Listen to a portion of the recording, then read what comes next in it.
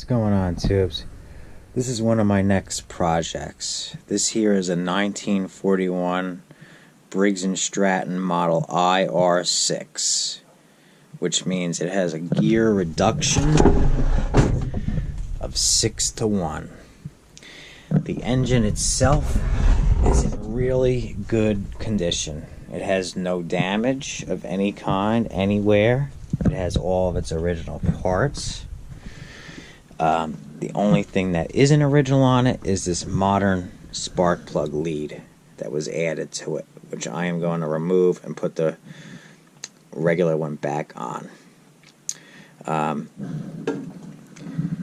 It has a mechanical oil pump on the inside of it, not splash lube. This engine is actually very similar to the Briggs NR6 that 805 Road King made a video of restoring. The only differences between this engine and his is he had a big pulley thing on the front of his here, whereas mine has this crank handle starter, and on the back his, I believe, had a belt style clutch, whereas mine had a chain drive clutch, because this one was removed from a Moto mower junior reel mower. And I removed the chain drive clutch from it because it would have locked on here and stopped the shaft from turning had I left it on there. But I kept all those parts. What else is there to mention about it? But yeah, it is a 1941, just like the NR6. And aside from those two differences, I think it's pretty much basically exactly the same as the NR6.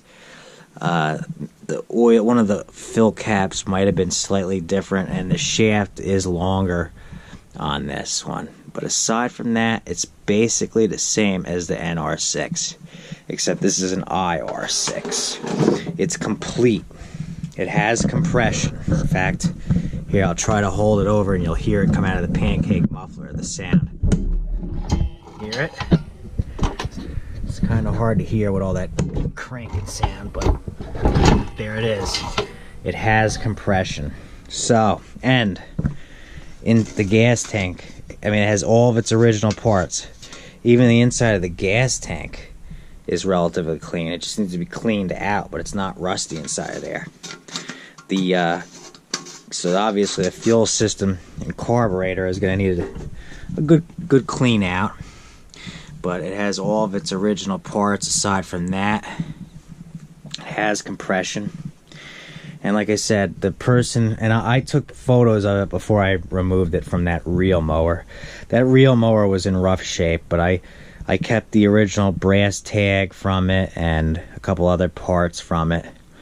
You know, I had all the levers and handles and throttle cable. I kept all of that. I took pictures of it before I removed it from there, just so it would be documented what it came off of. This is all cast iron, except for the head, which is aluminum. It's got its pancake muffler, oil bath, oil filter. And like I said, it's got that mechanical oil pump inside. And it does have the brass tag back behind here, which, here, let me see if I can get a flashlight out just to show. It is indeed an IR6 from 1941. I looked up using the numbers to find out the year. It is model IR6. The serial number is 46306, and the type is 206473. Original brass tag. The stickers on the logos on the gas tank are still in decent shape.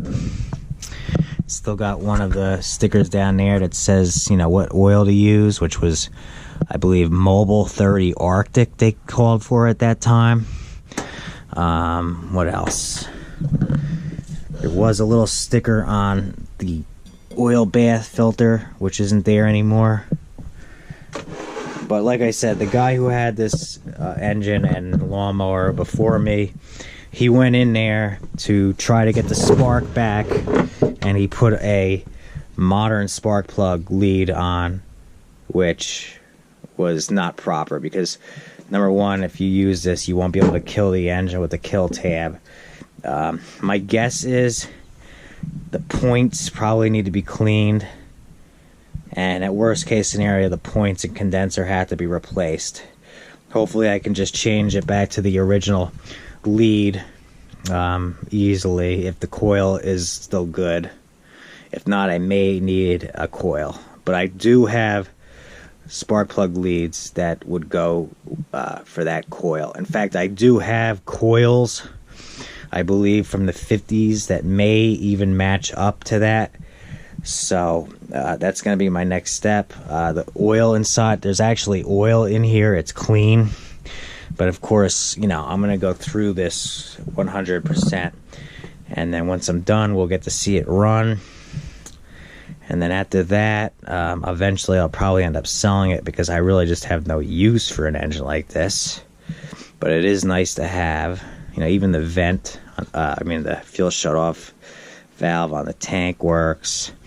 And it's just in really good shape. You can see there's no damage on the outside at all, other than a little bit of surface rust here and there and patina from over the years.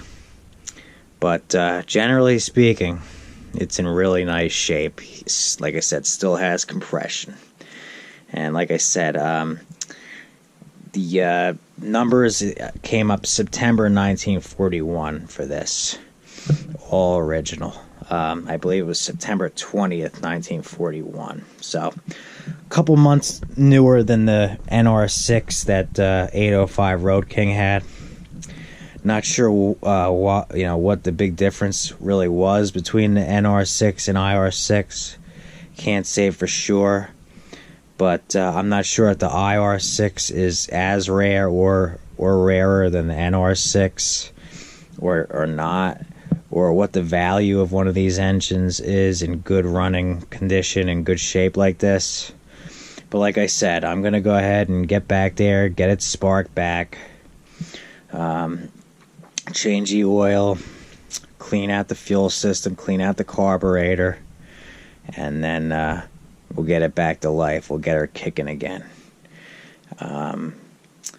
But if anybody out there has information on this, aside from what I said, like as far as, you know, the rarity of these things, their value when they're all cleaned up and running well, all original like this, and you know, with this lever handle type starter, and any other information anyone out there might have, please feel free to comment in the comments section. I will try to film some work that I'm doing on it, but for the most part, the next time you'll see this, it'll be all cleaned up and running. You know, I might go as far as to repaint some of it and clean it up real nice. But the goal will be to get it running real good, and I might even leave a lot of the original patina and whatnot on it. Maybe take some of the rust off of the muffler. But like I said, 805 Road King, he had an NR6 very similar to this, except for a few small differences. And that one was, you know, was used and abused, as he even said. Whereas this one still has compression. It still has all of its original parts. And I still have, like I said, the clutch. And on the head there was a metal bracket that was on there that I removed because you don't need it anymore. That held a rod to the mower.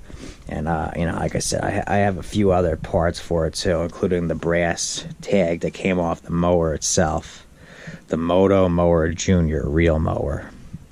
And like I said, it just really wasn't worth keeping the whole mower, because the mower itself was in pretty rough shape. I mean, the rims, the wheels were all worn out.